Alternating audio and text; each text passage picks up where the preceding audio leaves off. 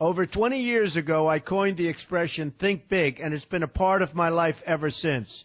It's also come true. I became an even bigger success after I said it than I was before. And that's one reason I think it's an important way to think. It obviously works, and that's what I'm going to talk about today. What I said exactly in my first book, The Art of the Deal, is as follows. I like thinking big. I always have. To me, it's very simple. If you're going to be thinking anyway, you might as well think big. That book was a bestseller, and it's considered a business classic at this point. But I never thought those words would become bestsellers in their own right. It's an interesting point that I'm famous for two very short statements. Think big and you're fired. But let's stick to the first one for today. And I'd suggest strongly that you pay attention so that you won't have to hear the second one. Thinking big starts with the details and grows from there. Because I'm a builder, I'm very aware of the importance of having a good foundation.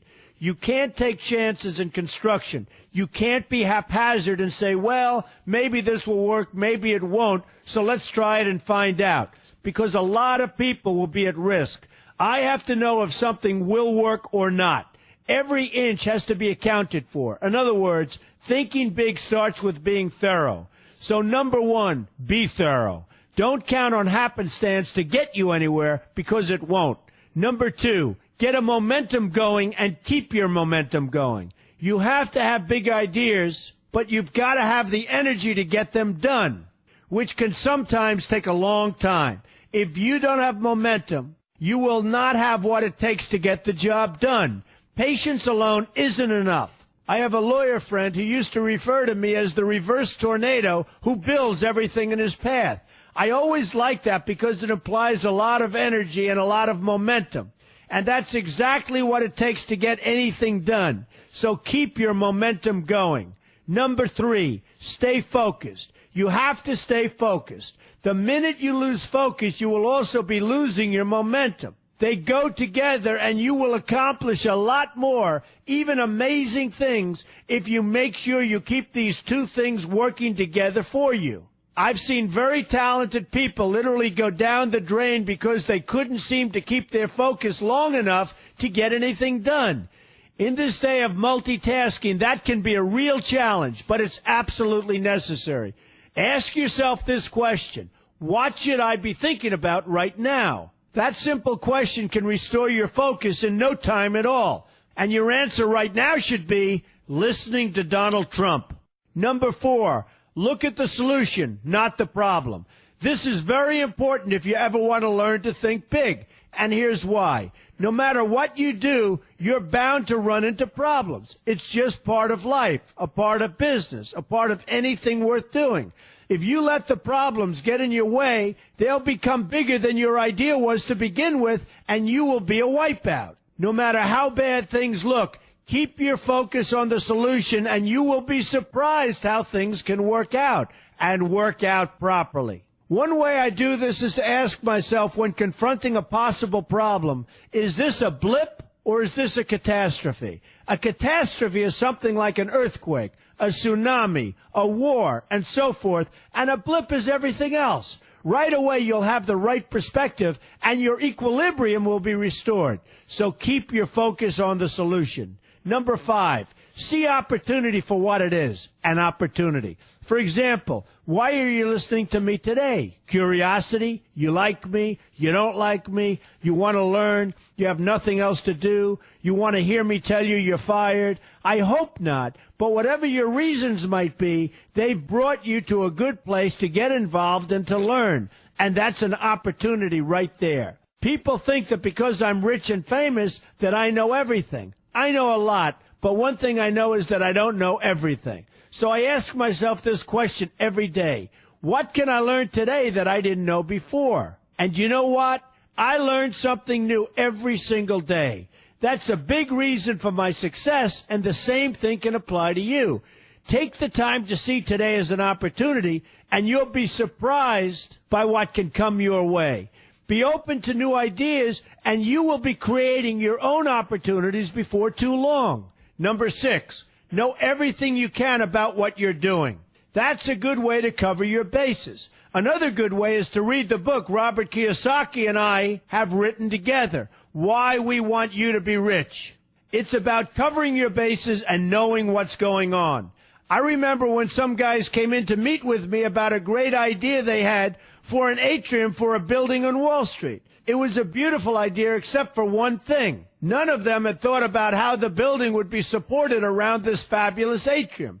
They didn't take into account the steel columns that were necessary to support a 72-story building, a very big and embarrassing oversight that could have been avoided if they'd taken the time to think about what they were doing.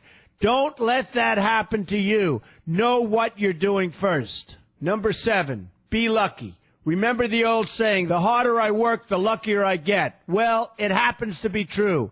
It works for me, and I've encountered some pretty big successes. But this goes along with something that's absolutely necessary for great success.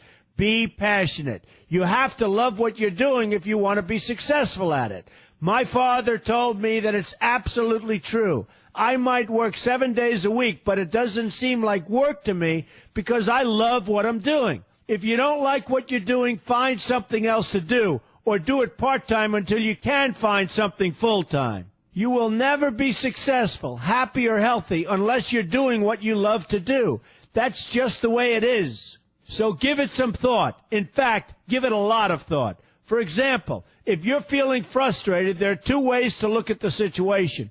Frustration can mean that maybe you're expecting too much, or it can be an indication that you know you should be, or could be, doing more.